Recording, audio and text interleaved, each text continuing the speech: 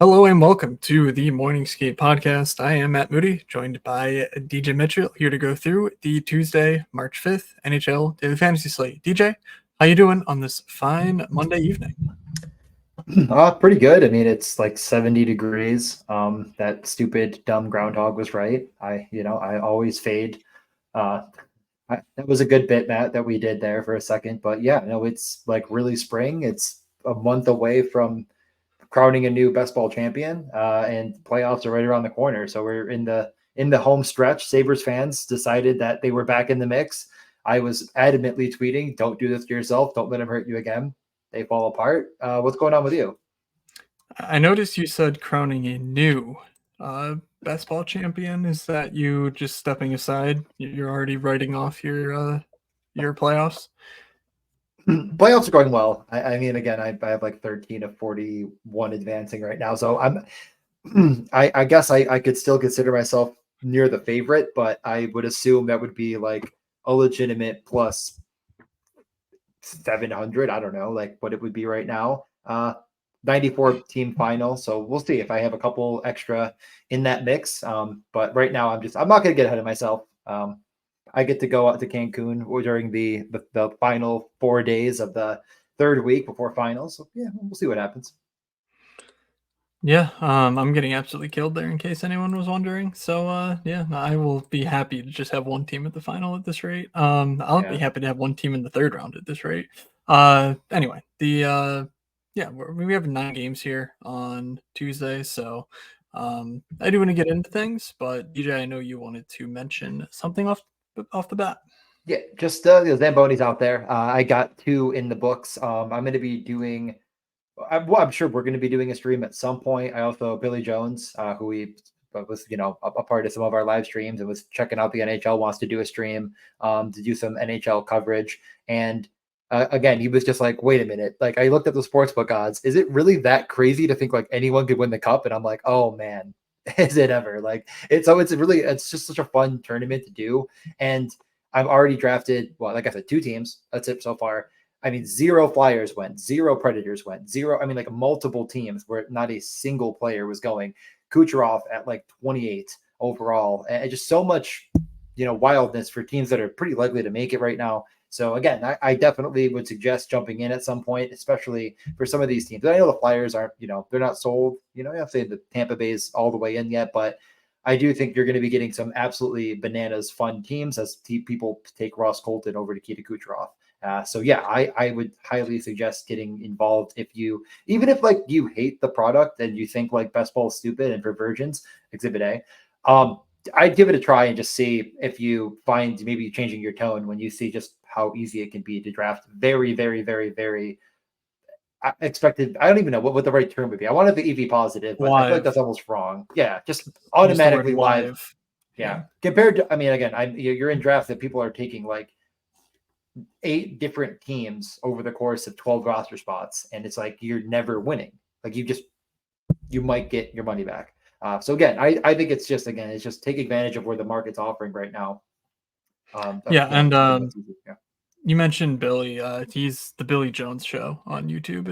Yep. If you're trying to find him or something, he's cool, and whatever he puts out is really visually compelling and also data driven, which of course is something that we try to do. Well, I try to do. DJ's got his rainbow unicorns, magic beans nonsense going on these days, but hey, not all of us can run pure like the sun god himself. So, yeah, we do have 9 games here. So, DJ, do you want to run us through the games on the docket? Oh yeah, I only have the sports book up right now. So I'm just going to go in that order if that's okay. I'll survive. And I'm on team totals, so that's going to be annoying. The games are the back-to-back Florida Panthers are going to New Jersey to take on the Lindy Ruffless Devils. Nearly a pick 'em. I was a little bit surprised, but I'm sure people will be on the Devils tomorrow just because they get the new coach, Travis Green, coming in for Lindy Ruff about 3 months too late, maybe a full year too late, depending on who you ask. 6.5 over under. It's, I believe, the highest total. It might be tied, or yeah, I know it's the highest total on the slate. Florida again on a back-to-back, and it's actually minus 105 Devils, like I said. Columbus also on a back-to-back, going to the absolutely lifeless Pittsburgh Penguins, who lost in what I could only describe as two polar oppositely painful fashions on their end of their trip to Western Canada. They got, just a snatched loss from the jaws of victory against the Flames, and then they just got just pulverized, that would be the word, against the Edmonton Oilers. The St. Louis Blues on a back-to-back. Just an absolute wordsmith over here, people. Just take a minute to appreciate DJ's overview. All right, keep going. The St. Louis Blues on a road back-to-back are going to the New York Islanders. That does feel like a game we just saw not too long ago. And I remember being like totally wrong on what happened, but it's a 5.5 over under, pretty low total. Islanders minus 155. We'll get to that one for sure. That definitely feels like two teams that are correlating most of their offensive production on their top lines. Next, we have the Connor McDavid unbeatable Oilers going to Boston to take on the back-to-back Boston Bruins. Another back-to-back. Boston plus 100 at home. It's 6.5 over under, so small lean towards the Oilers. The Montreal Canadiens are going to Nashville, take on the Predators. Predators are just truly on a roll right now. I mean, that game against the Colorado Avalanche was a lot of fun early on, and then they're just like, what if we just put our boots to them? And they did. So they've just been red hot. They're minus 218, 6 over under. I mean, I think people could be on the Preds tomorrow. Seattle on a back-to-back going to Winnipeg minus 185. They score 5 goals every third period. So the 5.5 over under seems like it should just be for the third period, in my opinion, but it is the lowest total on the slate. Next, we have the Chicago Blackhawks on a back-to-back going to Arizona in the tied second lowest total on the slate. 5.5 over under, minus 218 for the Arizona Coyotes that have one win in their last 14 or 2 wins or whatever. Yeah, 2 wins. They only make back-to-back. Yep. Yeah. Final 2 games, no back-to-backs. Dallas on the road in San Jose. We just saw this game. San Jose took them all the way to the shootout. It's minus 380 for Dallas, 6 over under, so one of our higher team totals. And finally, the Vancouver Canucks to the LA Kings. LA Kings looking hot right now. Vancouver still at the top of the Western Conference. Seems wild to think how they've held on to that for so long, but they find a way to just score goals and actually clutch victory out of the jaws of defeat. So it's a basic pick 'em almost, minus 115 to the home Kings, and it's plus money on that over 6. So not a lot of high totals. Again, only one over 6.5 that's a minus. Everything else is either 6.5 plus money or lower. And again, that was the first game that we discussed. So Matt, any thoughts while I pull up the actual DraftKings slate? Because I didn't do that. Any thoughts? Well, you know what I'm thinking, DJ? We know hockey games move fast, but with DraftKings Sportsbook, an official sports betting partner of the NHL, you can score faster than anything happening on the ice. This week, new customers can bet $5 and get $200 instantly in bonus bets. That's right, people. DraftKings sponsors this show. Go play on DraftKings. Go play on the DraftKings Sportsbook. Go bet on the freaking Winnipeg Jets to have 5 third-period goals. I don't care. Just go to DraftKings Sportsbook because you're already on DraftKings. I know it. 99.999% of you are already on DraftKings. So, just keep the Sportsbook in mind if you are able to do so in your location. Anyway, download the DraftKings Sportsbook app with code THPN, the Hockey Podcast Network, THPN. New customers bet just $5 in the NHL and get $200 instantly in bonus bets. Only on DraftKings Sportsbook, code THPN. The crown is yours. Gambling problem? Call 1-800-GAMBLER or visit www.1800gambler.net. In New York, call 877-8-HOPE-NY or text HOPE-NY 467-369. In Connecticut, help is available for problem gambling. Call 888-878-97777 or visit ccpg.org. Please play responsibly. On behalf of Boot Hill Casino and Resort in Kansas, 21 plus, age varies by jurisdiction. Void in Ontario. Bonus bets expire 168 hours after issuance. See dkng.com/hockey for eligibility and deposit restrictions, terms, and responsible gaming resources. NHL and the NHL Shield are registered trademarks of the National Hockey League. All right, so that's DraftKings. Now let's talk about let me check my notes here. Oh, DraftKings. DJ, where do you want to start? Yeah, no, I mean, I was pretty much in order, just a couple differences. So Florida and New Jersey is the first game up. This is probably the game that we have the most ambiguity on because the Devils have been, it seems like someone's in Lindy Ruff's doghouse, and I'll say it. I watched a lot of that game. I'll give him this one. I mean, Tyler Toffoli was He made one of the worst passes I've seen in a long time. It was like he forgot he was traded from the LA Kings years ago and basically gave them a nice breakaway goal. And then Tyler Toffoli played a total of I guess he still had 19 minutes, but he ended up not on the top line much longer. So not sure what they're going to be doing, and we're just going to find out tomorrow. But I bet you don't make this change, and if you're just completely punting the season off, they're not completely out of it. They are still chasing down the Flyers, so there's at least some reason to think that they're going to be going all in. And for that reason, you're going to be seeing 25 minutes of Jack Hughes. Luke Hughes has continued to be better and better and better. And I know this is like some small sample size stuff, but his shot attempt numbers have just gone to the moon over the past couple of games. I mean, they've been trailing in those games, so it makes sense. But just looking at the last 5.4 attempts, and then you look at the last, I think it was 3. I'm just gonna have to click enter, and it was whatever loads. Oh my god, it deleted everything. Very cool. It was 7.67, so like almost 2 and something more shot attempts per game for his brother Luke. I think there's reason to believe the Devils are in play, but not much. This is the data-driven evidence that you come to the Morning Skate podcast for. DJ trying to do math in his head. Yeah, no, I mean, we don't know what New Jersey's going to do. It's pretty like I guess the one spot that I'm interested in is Alex Holtz. I mean, this guy continually leads the. I mean, I'm not sure where he stands currently, but he was leading the team in points per 60 at 5-on-5, like over Jack Hughes.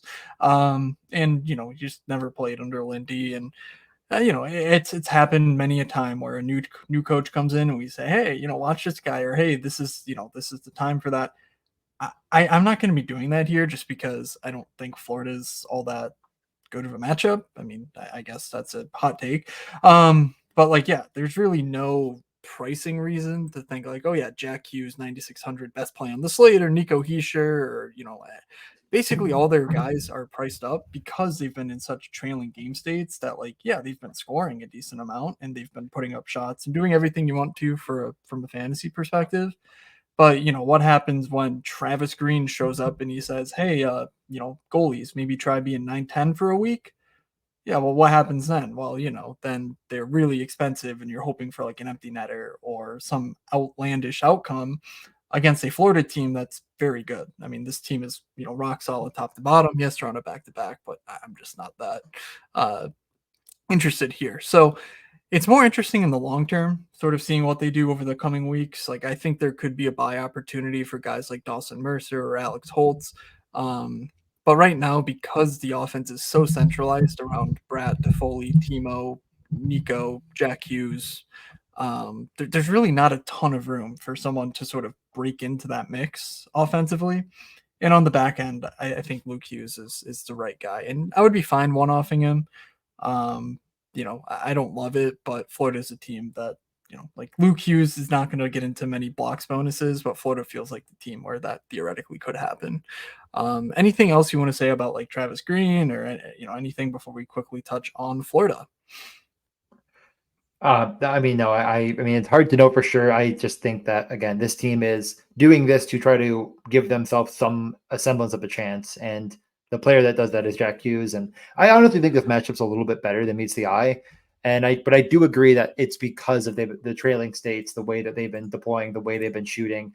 So it might be a bit of fool's gold, especially against Florida. So I kind of like that take on it. Florida, on the other hand, I don't have a ton to really add other than I do think at this point we were just saying if you're playing Matt Tkachuk at 8K, you're probably playing Sam Bennett at 5. I mean, the guy is shooting at a clip on this slate that's pretty unmatched. Not there's guys, there are other guys that are shooting similarly, but not many. This guy, I mean, he really is right now just on another level, and it's a guy that I know I've gone to. But yeah, I think the only player over the last 5, I think it is just Jack Hughes that's shooting more than him on this slate. Hold on, I'm trying to move things around. That sound right? Right? Probably sounds right. Yeah, it's just Jack Hughes over the last 5. Yeah, So there's certainly an element of like, yeah, Matthew Tkachuk and Sam Bennett do make for a decent stack.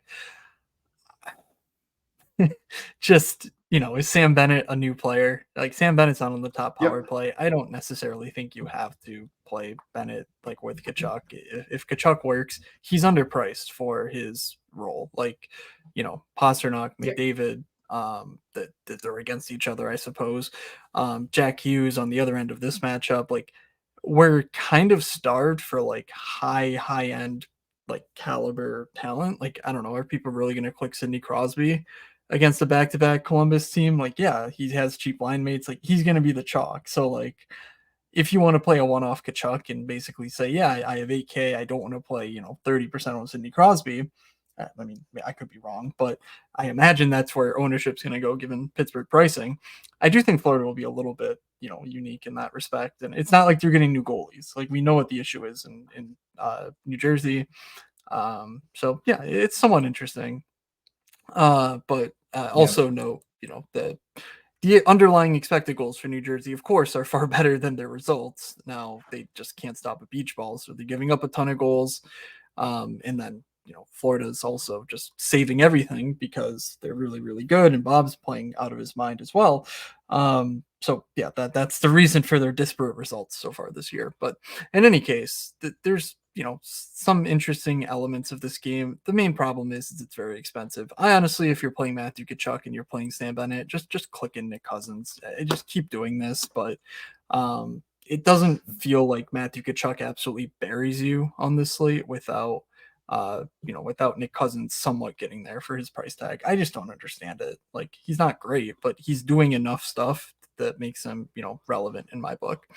So why don't you take us to the next game? And I forgot to prune some of these, non-active players from my DK list. So I'll do that while you bring us into the next Yeah. game. I mean, it's the biggest game on the slate. It's the Bemstrom revenge game, the one we're most excited for. I guess Alex Nylander revenge game as well. Both of them. Honestly, I don't think either of them are clearly out of play. They're both really, really, really cheap at 2,800 a piece. Nylander's been much better than that price tag. These are two teams that definitely give up a lot against. It's no surprise that Columbus kind of stands out on this slate as like a good value spot because of how bad Pittsburgh's been. It's a back to back, and I think the toughest part about Columbus is figuring out which line to pick, which is not as much of a problem in Pittsburgh. So I will start. I'll just continue on with Columbus. I already mentioned Nylander. He's been on that top power play. The numbers have been pretty good. He's shooting. They're definitely keeping him very involved in the offense. And Zach Werenski as well has been just everything for this team. I think he's very quietly been one of the best players in the entire league when he's been healthy, especially, I mean, obviously just really from a fantasy perspective. I don't know. I mean, he's probably good enough defensively to, that you're not gonna cry about it. But I think that this Columbus team is they kind of still, again, it's not Tortorella, but it's a similar mentality, and the reason why they had guys like him of like people do get benched here. You might be thinking, well, what about that Marchenko line? That they were basically the fourth line last time out against Chicago. They were basically the fourth line the game before. They just roll out Corrali and the Sillinger unit. So I don't know where I'd go. I wonder if I don't look at the Sillinger, Nylander, Texier line as a value, because Nylander's on that top power play with Berensky, and they're actually playing them quite a bit. Like, Sillinger's killing penalties. Like, they're actually using him quite. Again, like, I could be convinced to go another way on this, but I definitely am looking at this as a value spot for sure. Yeah, I am wondering because of the trade if Alexander Nylander, okay, Alex Nylander. I'm just wondering if he doesn't show up on the values chart because he's been scoring but not getting the underlying stuff, or if there's something in his.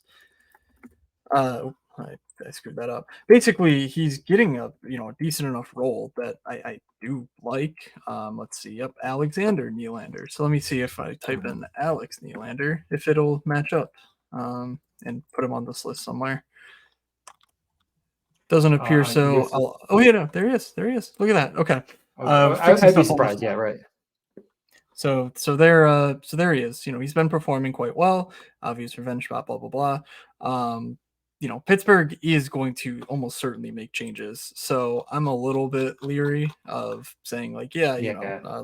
let's run Sidney Crosby, Raquel, and was it Drew O'Connor? I think It was Drew O'Connor. I think that's pretty tenuous. I mean, I'm honestly kind of surprised Mike Sullivan survived the trip, but I guess Kyle Dubas, he's renowned for not firing his coaches. So, it's not the furthest thing from our expectation that he's still around.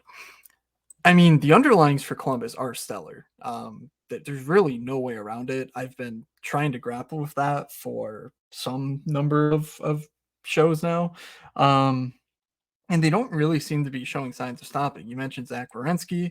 Uh, Among defensemen, he is the second best expected fantasy point guy on the back end, and he's 1,000 less than Roman Yossi. And Roman Yossi is obviously going to be very popular in a fantastic draw against the Canadians. But yeah, Werenski's been doing a ton. There's really nothing besides the back-to-back that you can poke in his resume.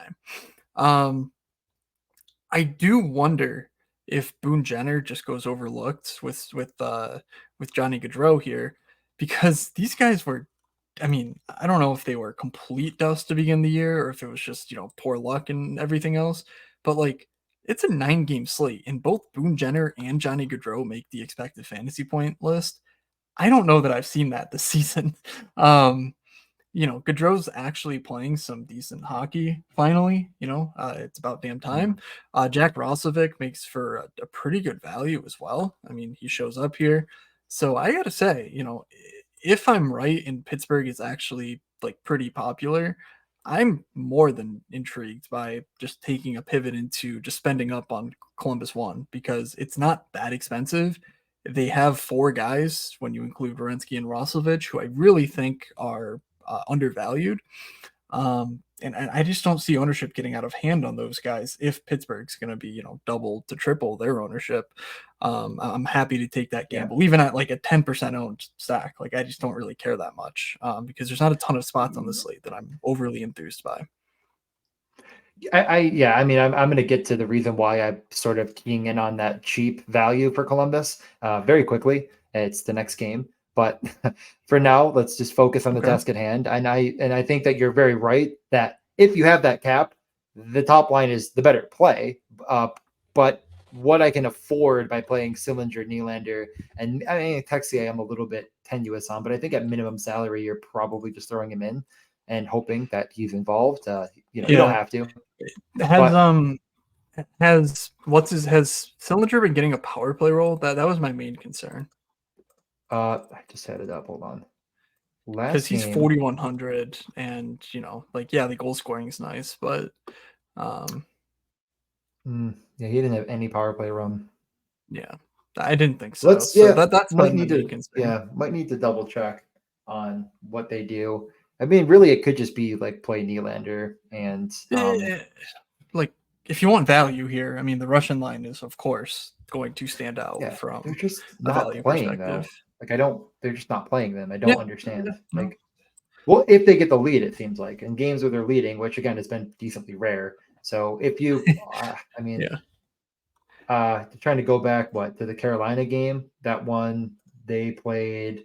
Yeah, I mean they played, but Tunicoff had 9 minutes. That was the game where they got benched. Straight up benched. Yeah, I mean he got benched like halfway through the game. So yeah.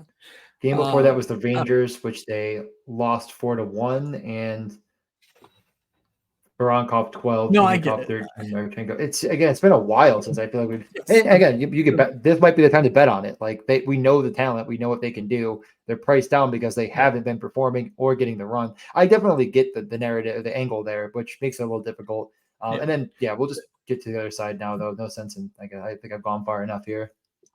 Yeah, and the only thing on Pittsburgh that I'm sort of curious about is Valtteri Puustinen. He was on the second line in top power play over the weekend. He's been putting up decent results just from a shot attempt standpoint. It hasn't hit for him in a big way, but like when you're getting 16, 17 minutes on a power play with Sidney Crosby, like it's hard to look the other way for just 3,300. So that's the value piece that I would be most interested in. Of course, keep an eye on Riley Smith, but I'm kind of expecting him to get traded this week. So Yeah, I know. we'll see though. We'll just got to sort of react to what we get. But yeah, any interest in Eric Carlson or Chris Letang, because their price tags sort of stand out from a standpoint of if this team hits, it does feel like they'll be involved. They're both averaging upwards of 4 blockable shots per game, and they're just in the mid Yep. to low 5K range. So any interest there? No, I mean, again, I think it's exactly as you're saying, like, alluding to it. It's contingent on if you're playing Pittsburgh. Like I don't really see why you're one-offing them exactly. Maybe like you could. I don't even think. Yeah, I wouldn't say that's incorrect if you were considering that, but um, I'm definitely if I'm playing Pittsburgh, I'm definitely including at least one of them, and it's more than likely Eric Carlson. Just because I'm probably playing Crosby at that point, and I'm just stacking around him. Like I think Raquel has actually been playing at up. I think we've had this situation before with him, but at 4,800, I still think he's underpriced. So I'm just going with that plus a defenseman plus Crosby, and then if depending on the last guy in, um, I might throw them in the mix, especially if it's Polstonen who's on the top power play, which I kind of leaning towards that's what they go with. So that would be interesting to me, even though Polstonen isn't an elite rate shooter. With that role, I think he could definitely get there. With everyone else, I do think he's a good distributor of the puck. So I'm definitely interested, but it's very dependent. And as of now, it's not my build. Um, my build is looking a little differently through the next game. Okay, so why don't you tell me about your lean in the next game, Edmonton and Boston? I just think that McDavid, Hyman, and Draisaitl are going to be well under-owned comparatively to normal because they're playing in Boston on a back-to-back against a back-to-back Bruins team. Maybe people just still jump on it. I don't know. But I feel like it's going to come in much lower than it should. I'm not saying it's going to be zero. McDavid is 9,800. Hyman is 8,400, and Draisaitl's 8,100. And everyone is going to look at Dallas. They're going to look at I think Arizona honestly has some guys for sure, some value pieces that I'm interested in as well, which can help me there. I think Nashville gets some ownership, and you just clearly can't afford any of the top guys in Nashville. And I think the top line Nashville is going to get a good, decent bit of ownership, and then Pittsburgh you already mentioned. So how are people going to afford this Edmonton stack? I think they're going to avoid it. I'm not saying zero. I'm not saying even sub 10, but I mean, I think it's going to be pretty low comparatively to Yeah, normal. I certainly would agree there. You're going all the way with Leon Draisaitl over our child king Evan Bouchard? That's the debate for sure. And I mean, Yeah. I don't know how you just if you're playing McDavid, I'm not sure at this point how you're not taking Hyman. It just seems like it's just gone too far. At this point, they're like trying to get him to like 50, 55. It feels like it's just an active part of what they're doing. Just how good McDavid is. I'm sure it's not entirely. It's just kind of how things start rolling when you get that hot. But yeah, that's kind of the debate. If that savings gets me something else I really love, but this line is, I mean, I think it's just at this point it's the best line in hockey by a bit. I don't believe it. I'm not even think of anything that's that close. So I think that they Yeah. are a bit of a class above Boston. And if they put the boots to them and no one plays it, not no, I mean, again, no one is strong. It's going to be some of the lower ownership we're going to see. And I honestly, I don't Yeah. respect this Boston team that much. The numbers back up that this is a great matchup for Edmonton. And right now, thank God they're looking like they're going to crush the Leafs. I think it's going to lower it even more. People are going to look at that one game and say, "Oh, this Bruins team might be back. Maybe they fit." No, they're top Yeah. centers like No, Morgan Geeky. Like, get a life. This guy was, yeah. So I get I it. think, and I'm not saying the Bruins are bad, but yeah, Yeah. I personally think I'll have a tough time getting there myself. Like I don't know. It's whenever like I guess the problem is that I don't want to play Drysaitel. Like I just have no interest in playing a guy who like doesn't. I mean, I just on the YouTube I just went through his game logs. This is gonna be his 60th game, and the next game he hits 30 DraftKings points will be his fourth of the season, and he's 8,000. Yeah. Like, I mean, McDavid's Yeah. having a McDavid I season. It's just not coming in bunches for Draisaitl. Um, are you going to just play McDavid Hyman? Maybe I could get I behind that, but like Bouchard pushing 7 is a bit much. Draisaitl at yeah. 8, it's really expensive on a slate where I do like a lot of the mid tier. You listed the main spots, but there's also I'm highly interested in Seattle. We'll touch on some elements there that I think are interesting. Um, and so I kind of like the Boston side here, honestly. We're getting Charlie Coyle on the top power play. His price is, I think, going to keep people away as well. Like, I mean, Coyle, JVR with Pasta, Marchand, and McAvoy. David Pastrnak, 9,700. Like, you can stack around this and actually get a mid tier stack in with Pastrnak. And I kind of like that, a decent bit more. But that all that to say, this slate does feel like there's a lot of good spots. Edmonton toward the top, but we've seen a lot of slates lately where like the middle of my list here is red. Like, and this is not really the case. Like, we have some really stinker spots, of course, but everything else is seemingly, there's a reason to back it. And the goals index, like Boston looks fine. So I kind of prefer Boston here myself, honestly. Yeah.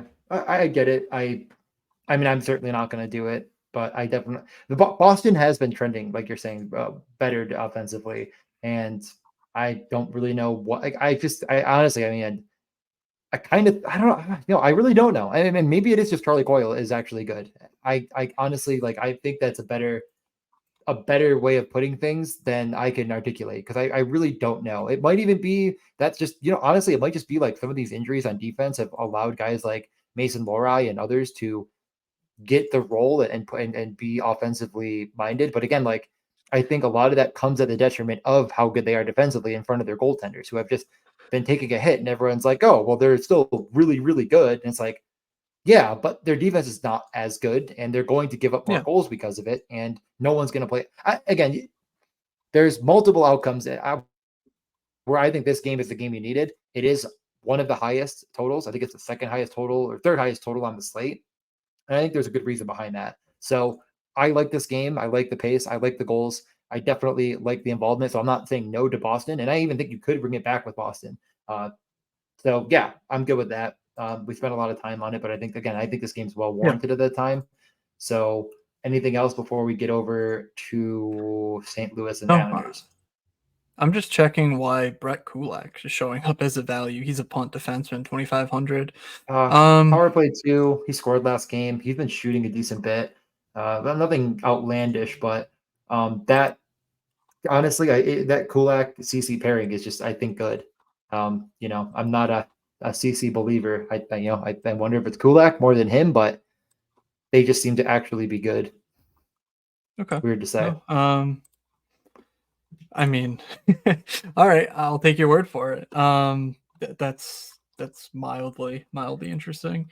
Because yeah, Look, I had neglected to consider the fact that Nurse was playing with the RNA, which with that yeah, probably shifts things a little bit as far as the ice which timing, whatever. I mean, Um, they're finally figuring it out. Okay, by the way, Kulak 2.8 shot attempts per game over the last 5. yeah, Not quite what I thought it was. it's It might be the probably quads.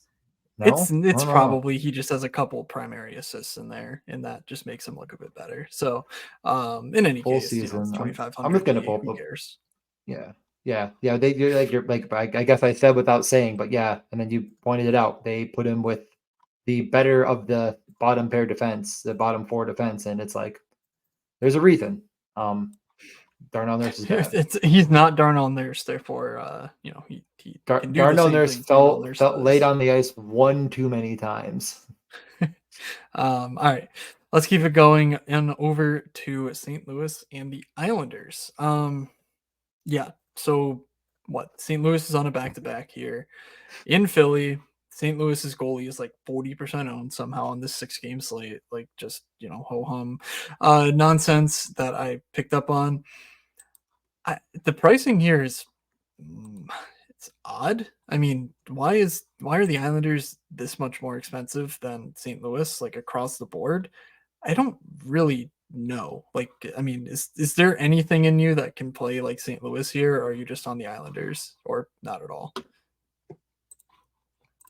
I was laughing if you noticed or you're watching because I had not looked at the hockey viz yet for the Islanders last game, and the Paul Murray hat trick just made me laugh. I had completely forgotten Uh, about that until right now. So I was like, wow, they literally played Barzell, Nelson, and Lee, like not Lee, I mean Horvat for like a bazillion minutes, and like just Paul Murray scored all the it goals. doesn't Yeah, matter. I I mean, I would assume it's ownership driven. Like the algorithm is picking up on people playing the Islanders because they keep getting some ownership while the Blues don't. But I don't think, yeah, I think that you could definitely justify the. I mean, yeah, I think I'm fading this game personally. Okay. That's just what I'm going to do here. But I definitely understand. I don't know. I mean, the Islanders correlation feels good. I mean, Brock Nelson at 6,200 honestly does feel like a it's minor value here. Not crazy. Like maybe it's just correct, but he's been very, very, very good. So I don't know. I think I'm Yeah. just gonna fade this game entirely, but Okay. Yeah. I just always trying to find always trying to find the next big thing, I guess, as far as like ownership and whatnot are concerned. But on the full year, Robert Thomas is under four shot attempts per game. Over the last 10, that number spiked up to 4.9. And therefore he makes the list, and this expected fantasy point list, which is maybe I don't know if it's concerning that Kyrou and Buchnevich are not, but it is interesting that like the pass first guy is now shooting a bit. I mean, we've seen with Nick Suzuki what can happen when a bad team with a top line where the center just shoots a little bit more. You can actually you can have some absolute smash outcomes, and of course St. Louis has had their fair share this year as well, but for these top line guys. So, um, I guess I'll need to keep a closer eye on ownership. Like obviously, there's nothing in the underlyings that's like, oh yeah, like good spot. But yeah, I don't trust this Islanders team as far as I can throw them, honestly. So I am keeping an eye on Robert Thomas and his friends because that stack for like 16,000 or yeah, like 16, maybe 17K just feels way too cheap when you're considering a Islander stack that's going to get you, especially if Noah Dobson up near the 20, 20ish range, about 6,500 per player. The most expensive guy on St. Louis is Kyrou at 6K, along with Thomas at 6K. So I just think those savings are interesting. And I don't really see all that different of like a range of outcomes for these guys yeah. personally. So, uh, yeah. Otherwise, I'm not really interested in any depth pieces or anything like that. Bolduc was fun, but just not playing any minutes. So, Yeah, why um, this game was a 5.5 when we started, it's 6.5 now. What the hell happened? Plus 114. I'm gonna have to go back and listen because mark this spot myself and it's plus 114, 6.5. I could have swore it was yeah. 5.5 minus 130. All right. Okay. Montreal and Nashville. Hmm. There's really I don't have anything news-wise here. This feels very similar to St. Louis and the Islanders to me, other than the fact that Nashville just decided to be good all of a sudden, where it's like, yeah, the top lines are going to do a bunch. There's depth pieces that are chipping in for both teams, but like, can you really rely on any of them? I don't feel great about it. So, do you have a specific lean in this game? Because based on the expected goals and whatnot, it does seem like Montreal could be a little bit of a good leverage spot here. Yeah, I mean, I think it's again, it's sort of like you're getting at the results for Nashville and this win streak are not what they entirely should be. And the underlying numbers for Yeah. Montreal have actually been good. So people will stay away Mhm. from Montreal just because Nashville, honestly, it might just be because of the last game that they won 5-1 against Colorado. And it wasn't, again, let me just point this out 1.8 expected goals for Colorado. It is not like Colorado went out there and UC Saros just Saros to them or anything. Like they actually, like I said, put the boots to them. Glass hat trick was on the top power play. Novak got a power play goal as well with some of the top unit. But again, just hard to know what they're doing there. Let's move on from that. Yeah. I get why you play Montreal one. Glass top I get power this. play, you say? I've never seen this movie before. Yeah, that's But I garbage mean, they team. scored 2 power play goals, and 1 Glass was out there, and 1 Novak Evangelista was out there with, like, I think Forsberg, Yossi, and O'Reilly. Was But it the hat trick goal? Because that could have been no, something Glass as didn't score on the well. power Okay. play. They were all at 5-on-5. Okay.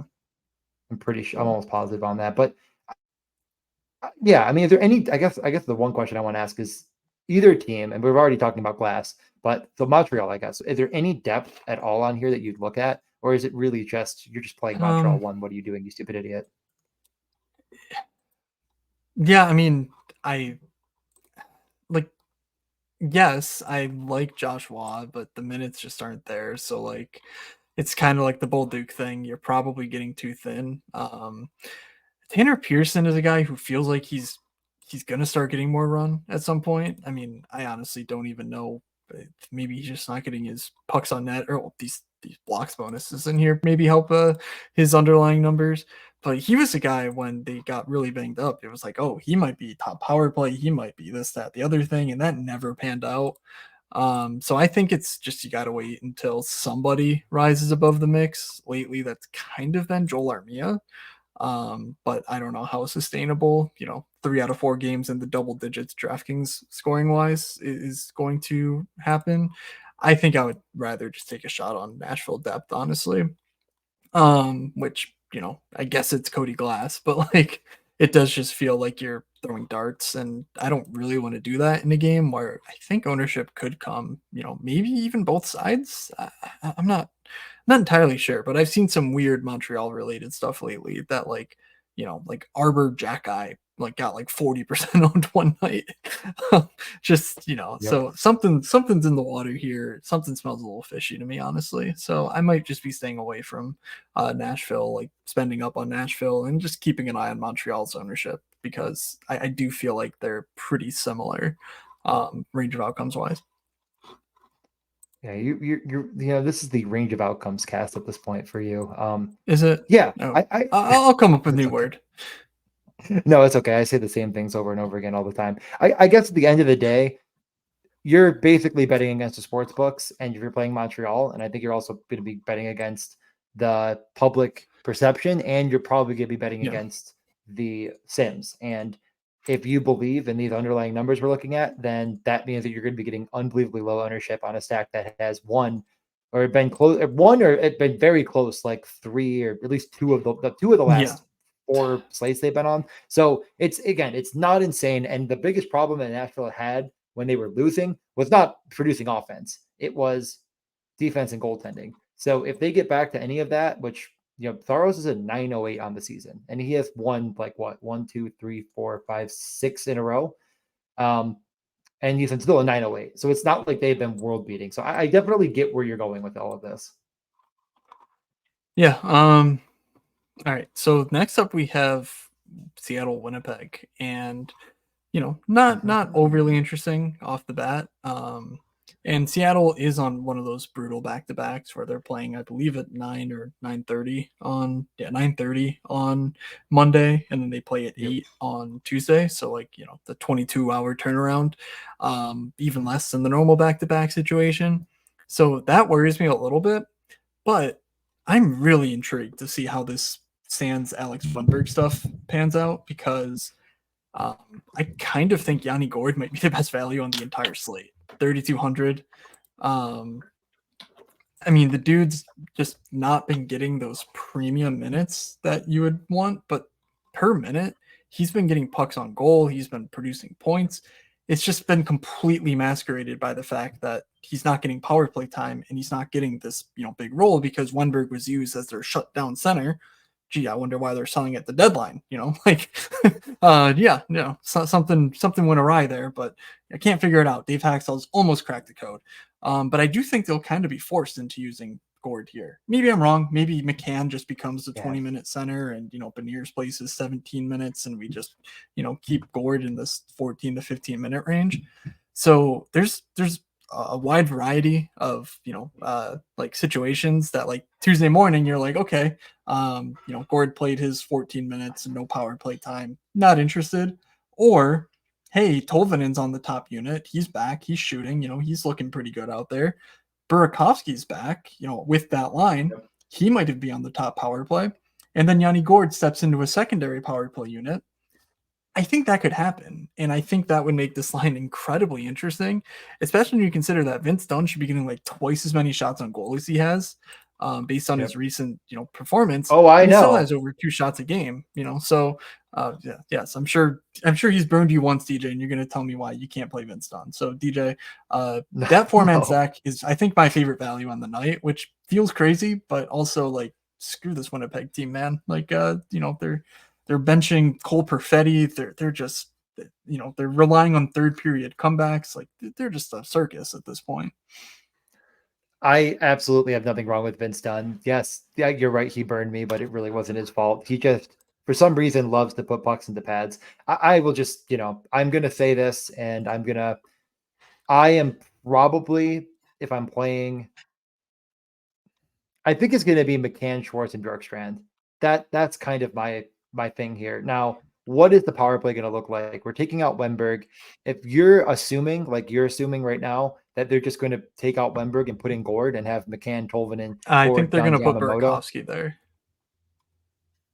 Okay. Sorry, I think they're I gonna put you yeah. because they were using Burra there, and then he got hurt, but he was playing that flank. So we'll see though. I don't know. It could hurt Yeah. Tolvanen too. So it's a huge question mark. There is, yeah, this is the biggest question mark of the night that we're gonna luckily get uncovered before.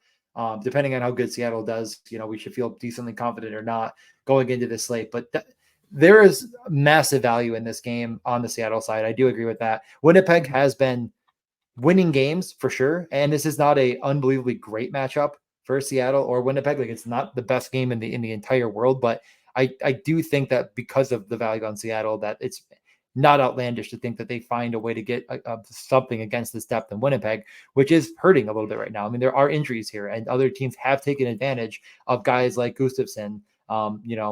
The really any of this depth. I mean, there's advantage to be taken here. So I will agree with you that this Seattle is going to be something that you should heavily monitor on this league, because I don't think people are going to Yeah. be on it.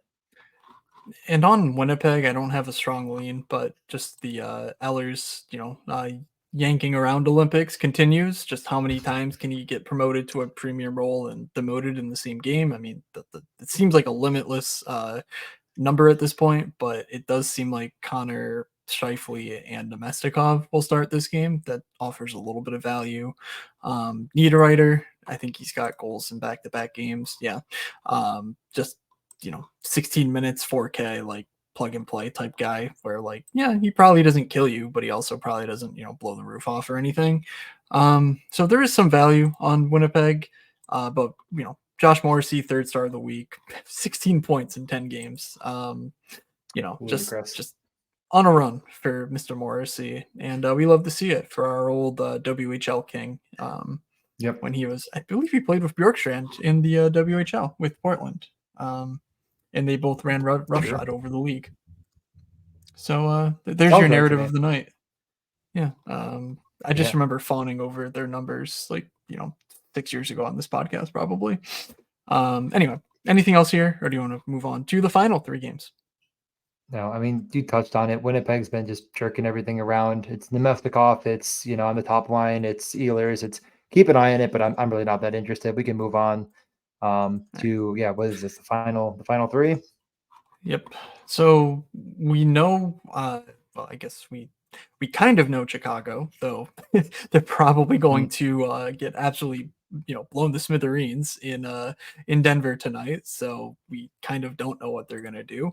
But on the road in Arizona, Connor Bedard is almost 7,000.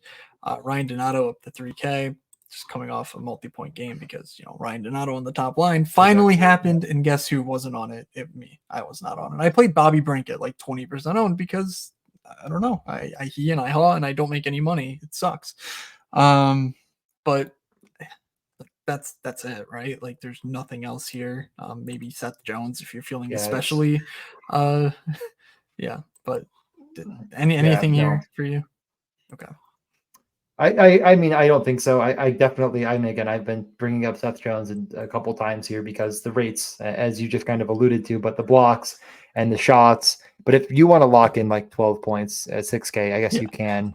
The odds yeah, that he smashes are not fantastic, but I think if you're playing like Bedard and another piece like Kurashev, I can see the situation where you're just going all the way. And I don't think it's entirely wrong, but I'm not going to do it. On the Arizona side, do we have color news? we don't. I I didn't mean, think so, right? Yeah. we've gotten decent news in the mornings on Keller because I guess they've realized that hey, the one guy people care about, keep him updated. So I'd be surprised if we didn't get that Tuesday, or I guess Tuesday afternoon because this is a 9 o'clock start. But so we will get that. I think if we don't, though, I do kind of feel like the value's been a bit nuked from these guys. I think the main guy I would like is Nick Schmaltz, 5,100. He's just sort of a glue guy without Keller. I like Gunther, trust me. I mean, his 33-point outburst on Sunday was awfully fun.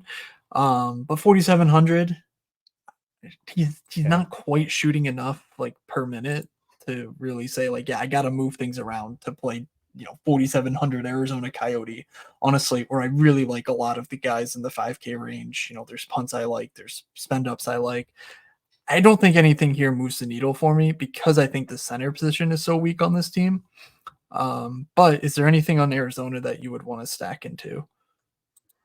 I think if I am stacking Arizona, it's the Kraus, Michelli, Bukestad line, which is Mhm. not entirely perfect for me. The power play correlation is just Michelli top power play, the other two on the second unit, and B, it's Yeah. getting priced up. Michelli is no longer 3600. Yeah. He's 43. They've kind of all gone up. So I don't know if I'm going to get there just because of the price, which is why I'm saying I think they're my favorite, just because I do think that there's at least I mean, I think there's a range of outcome for all, the three of the top lines that you could say they could get there in some He sort of did it. situation. But He said it. what? Oh yeah, I Range of did. I'm outcome. stealing from. I like it. Those range of outcomes show, so I'm gonna also adopt it. But All all of right. this to say, I think that I think my problem with it is it's like I like Schmaltz because I think like you're saying there's a lot of reason to believe he's a guy they're trying to, Like, you know, produce the offense through. I like Gunther because again, and I like Michelli Kraus. I don't know. I think I could just yeah, fade this game and hope people come in on it. like it just doesn't feel like it's cheap for the garbage bowl that it is. Like, I Yeah, mean, you click on other games and it's like, yeah, like there's a bunch of dudes in there's the high end guys, which this game doesn't have. But then, I mean, Bedard maybe 6,800, but like there's a ton of guys in the mid tier who are just pricey. Like, we're not getting, oh, well, the 10th guy is 3K. Like we probably should for, two garbage teams. So, that's just the main thing. It feels like there's been some price creep. I do worry that people are just going to be like Chicago back to back, jam in these Arizona guys, and you're playing roulette yeah. with three lines of guys who kind of stink. Like that's especially with no Keller, there's really no focal point. So But Vancouver, LA. that is yeah. I was just gonna Thank say you, I agree thank you for 100%. confirming me. Mhm. Um, Vancouver, LA. The only thing of note is that I believe we didn't see any change from Lindholm not on the top power play in place of Connor Garland. And Connor Garland scored, but it was not on the power play. So I guess that's here to stay, and I guess that's a bit of a value in Connor Garland. Mhm. So, what are your thoughts on this game? I mean, the underlyings look very, very bad. I kind of honestly, if anything, I lean the I think the under 6. So Mhm. I think I'm just going to be out on this. At some point, we just have to look at Philip Deneau, Fiala, and more and say that they're very, very good and they shut down top lines and they kind of take their lunch money. So I guess which one is the top line? Are they just going to put them out against Miller and Pedersen, depending on what they feel they want to do? And just you're going to be playing roulette with that. But you put Mikheyev with Miller and Besser, that feels like something that takes away from the offensive production more than it helps. It's like they're trying to get Mikheyev to score because he just hasn't ever, in my opinion. Like I can't even remember the last time Mikheyev scored. I know it's been a while, and they were talking about that on Yeah. the thing. I think December 17th. I think I know they were kind of talking about that. Um, Wow. you look at Hoglander. I love the guy. 13 minutes. I mean, it's like you're playing Pedersen by himself, basically, or Pius Suter. I don't know. So I guess I do think that the one interesting note here is what you already said. It's Connor Garland. Price is low. He's likely to draw a pretty good, juicy or matchup. I'm definitely not afraid of anything else on this team besides Dano, and they're just clearly not going to put him out there against this line. Yeah. The Kopitar line's been getting beaten up all year long. Dubois is disinterested 90% of the time, and everyone else is pretty bad. So I could fade this game entirely, and I could take a look at a guy like Connor Garland as a one-off piece if I need to. It's not entirely necessary. At 3,800, I think you're probably, again, though, I think you're doing pretty well for that price. Yeah. I mean, I guess we just have the note that Fiala does seem to have turned his season around Oh, just yeah, in time 100%. for the absolute just shit show. I actually think he's the reason my best puck is so bad. It's not that I didn't have I a don't ton of think him. he I just didn't was. I advance any can't of them. imagine. Yeah, I was gonna think he did not advance very much. I I don't had a know. ton of I him. don't know. I've clicked on like six pods that I'm in, and he's on like four of Really? them. So I got. like Yeah, I really he put wondered up. about that. We're gonna. Well, we'll find out. I didn't have So as much as in I any thought. I case, drafted a ton. in I any had case, I two. mean, he's on a heater. Phil Deneau scored his first 3 goals at home of the year. Very funny that they all came in the same game. Hat trick. Good for you. And Trevor Moore continues to put up these stellar underlings. He hit 4 blocks last game just out of nowhere. So he continues to do it all, and will probably be underowned even if even if Fiala gets ownership, it probably won't come with Trevor Moore. So that's what I would do. Um, Yep. but yeah, I don't think this game has much interest. I don't think it gets a ton of interest. So I'm good to move on to the final game. Dallas at San Jose. I will just lead things off and say that I'm expecting Eklund to play.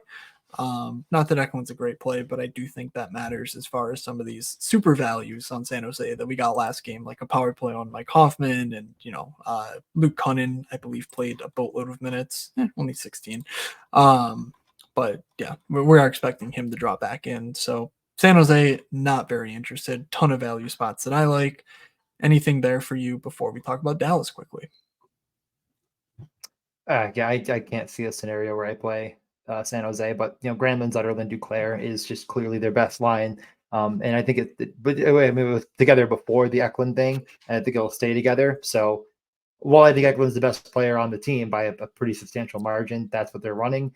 I can see a scenario where you click on Duclair at 3,800, but I also think that Garland's just as good, if not a better play. That's it. Let's move over to Dallas. Okay. Yeah, and Dallas, the stanky train continues to roll on. Still a center. Why is he a center? I don't know. He doesn't play center, but he's a center. And yeah, we just saw this matchup. They were ungodly owned. They pretty much failed, but I would expect it to be similar, where it's like 25 to 30% owned to play either of the first line or the third line. Second line, I believe, came in a bit lower than that. Duchesne and Marchment. But yeah, I think the choice is pretty much the first or the third line for me. Gotta say, if that ownership comes in similar to last slate, it sucks, but I kind of just followed my medicine, and I'm like, if I'm gonna lose to a 35% owned Logan Stankoven, like, yeah, sure, it's bound to happen sometimes, but it feels good to fade guys that are power play 2, playing 14 minutes and just getting away with 35% of the field nuking themselves when they foul, which feels more likely than not, which so I don't know. Do you have a Yeah. strong lean here as far as what you would do? It sounds to me like you're talking about range of outcomes here. And let me tell you, I am interested in the conversation. No, I mean, you're basically just describing the leverage for or against Dallas right now. And I just tend to Mhm. agree. Like, what is the percentage likelihood that they nuke the slate and like blah, blah, blah? You get whatever your process is, whatever you're thinking. I think this all comes down to ownership for me. And that for that reason, I think I'm gonna either just play the Hintz Pavelski Robertson line or nothing. And the ownership might get there a bit with that top line, but I still think even at these elevated prices, like the entire Dallas 3 went up. And Jamie Benn did get some run on that top power play. Just, again, he's been very good and he did get back on that top power play. I still think people are going to go right back to the well there. So yeah, I think it's either Dallas 1 or nothing for me. Yeah, it's just like the problem is like their price tags are so low but it really matches their production. Like, Yeah. it's not Yeah. like you're even talking about like Smash Fest as far as like actual performances. Like, there's just nothing that says Dallas should be this highly owned. I suppose if you want to get crazy, 5,800 Heiskin and 5,500 Harley. If uh, Tanev plays, he's 2,500. I would expect him to play a top 4 role. If he doesn't play, then Heiskin and Harley should play a ton of minutes again. And maybe that's a way to get unique, fade a bit of ownership while still betting on Dallas smashing San Jose here. So just something to keep an eye on. I think Tanev is a better play than anything else here if you need a punt and if he's confirmed to play here, which I believe we're still waiting on a work visa technically. So it's very touch and go, nothing to do with injury or whatnot. All right, so top stacks guarantee goals. Let's get out of here. Yeah. All right. I'll just again, and I wouldn't normally do this, but I'm taking Edmonton one.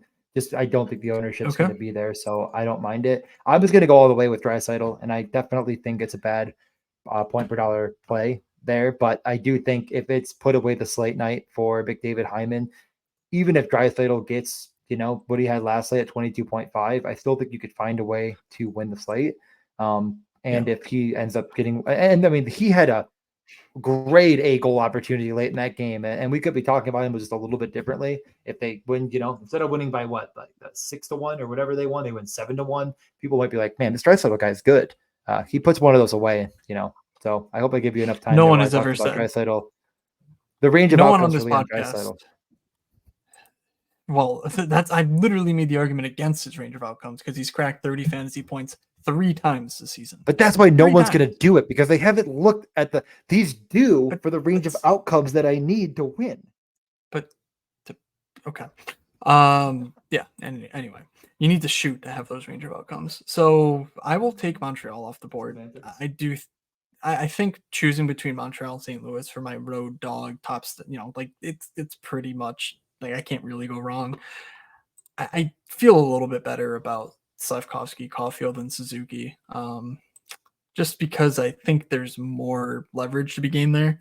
And yeah, that they're playing a ton. There's really no, like, we've seen it several times over the past few weeks. And based on some of the underlyings, this Nashville run is a bit of a house of cards. So I'll take a bet against the Nashville side here. Okay. I mean, the one problem with playing McDavid, Hyman, and Draisaitl is that you're also just going to click on Kulak, just by the way, so you can afford it. And Right. by saying that, to help myself out, I am going to see if I can play. I just don't think you can. No, why is McKenna winger? Okay, you can't do that. I'll stick to the Columbus. I'll go Sillinger with what's his name, Nylander, who did score already to make me look smart now. And I'll just put in Texier. It'll be fine. Top game, they already said it's fine. Leaving myself 4,500 for the other D spot. Or you go with this. Yeah. Bronick. Boom. I get it, but also like Jesus. All right, so let me close it with the you know what? I like the Bruins. I think the Bruins are liable here for a blow up spot. They give me Pasternak, give me JVR on that power play, and then I guess McAvoy. Yeah, let's go Charlie McAvoy. But any sort of combination there makes sense to me. Marchand feels a bit cheap at 6,600.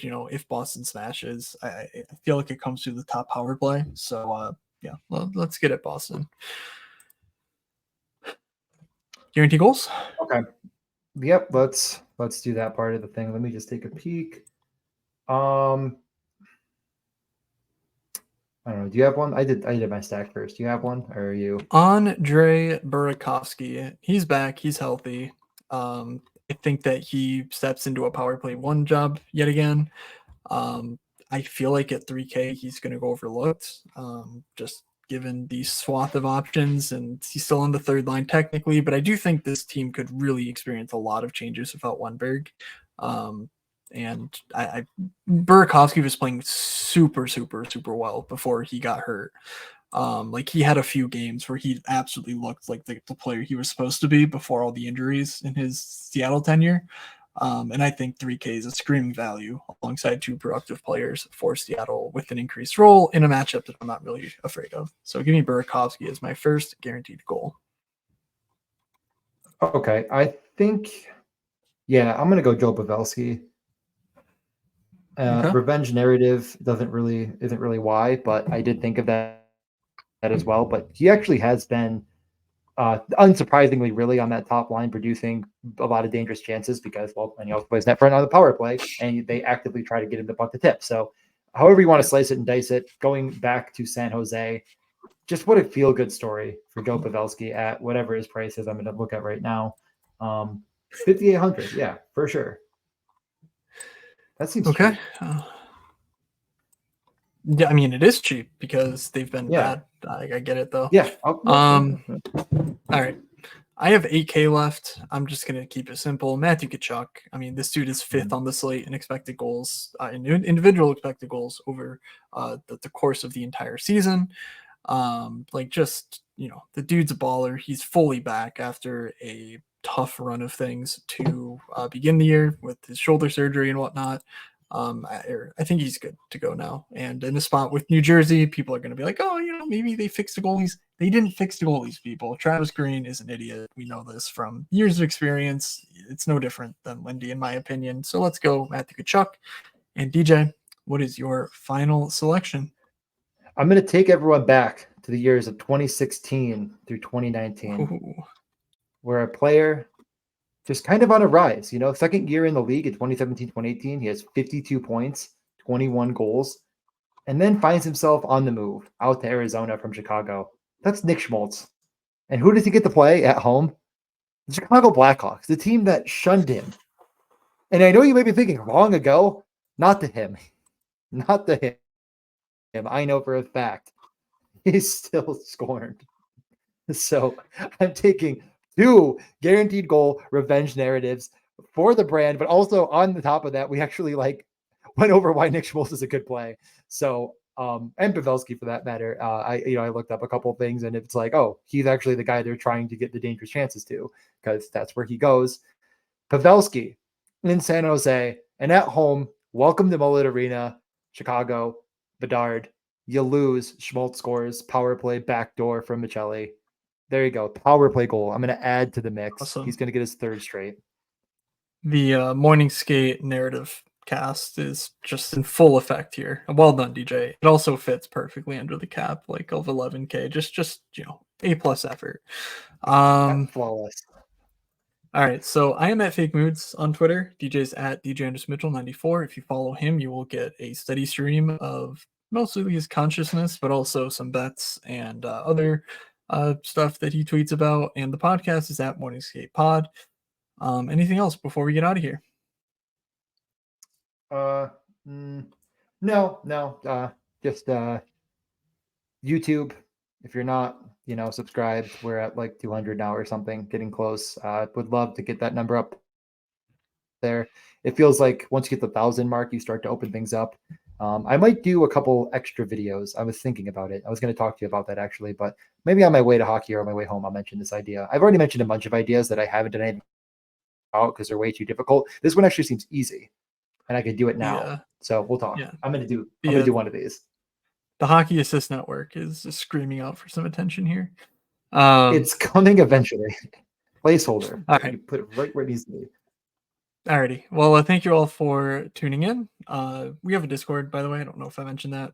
DM us if you're not in there somehow at this point in the season. Free. We can get you squared away. And yeah, that'll do it. So thank you to DraftKings for sponsoring this show. From Doug, from DJ, from myself, have a good slate, everybody, and we will see ya.